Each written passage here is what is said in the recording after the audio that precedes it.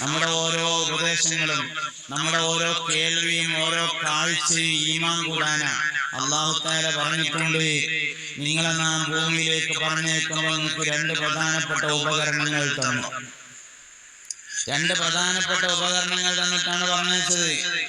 ഇന്നാ ഖലഖനൽ ഇൻസാന മിൻ അംശാദിൻ നബ്തലീഹി ലഖദ് ഖലഖനൽ ഇൻസാന മിൻ നുത്ഫത്തിൻ അംശാദിൻ നബ്തലീഹി ഫജഅൽനാഹു സമീഅൻ ബസീറാ.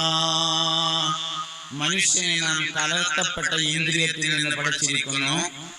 നബ്തലീഹി, ഓൻ എത്ര കണ്ട് ഈമാണ്ട് നോക്കാൻ വേണ്ടിയിട്ട്.